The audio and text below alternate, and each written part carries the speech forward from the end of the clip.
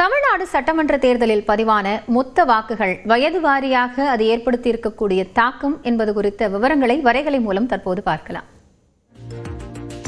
2026 சட்டப்பேரவை தேர்தல்கள்ல பெண் வாக்காளர்களோட விழுக்காடு அப்படிங்கிறது அதிக அளவில் இருக்கு. இது தேர்தலை மாற்றக்கூடிய முக்கிய காரணியா இருக்குமாங்கிற எதிர்பார்ப்பு இருக்கு. இந்த நிலையில பதிவான வாக்கு சதவீதம் அப்படிங்கிறது சொல்லக்கூடிய விஷயம் என்னன்னு பார்க்கலாம்.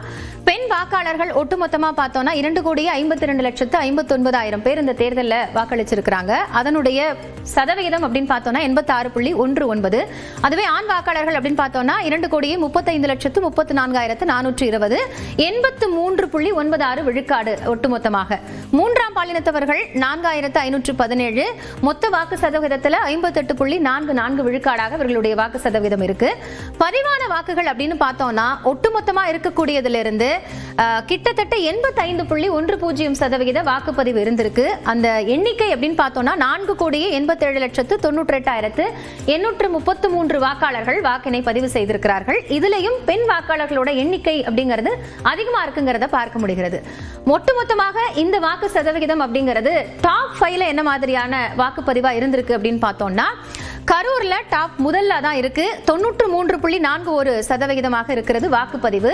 அடுத்ததாக வீரபாண்டியில 93.36 விழுக்காடு, குளித்தலையில 92.79 விழுக்காடு, குமாரபாளையம் டாப் 4ல இருக்கு 92.61%, பாலக்கோடு டாப் 5ல 92.57% இருக்கு. இதுவே லீஸ்டா குறைவான அளவுல வாக்கு சதவீதம் அப்படின்னு பார்த்தோம்னா பாளையங்கோட்டையில 68.9% தான் பதிவாகி இருக்கிறது. விளவங்கோடுல அடுத்தபடியாக 71.26%, மதுரை வடக்குல 72.22%, மதுரை மத்திய எதிர்பார்க்கப்பட்ட ஒரு தொகுதியா இருந்தது, அங்க 73.89% வாக்குகள் பதிவாகி இருக்கு.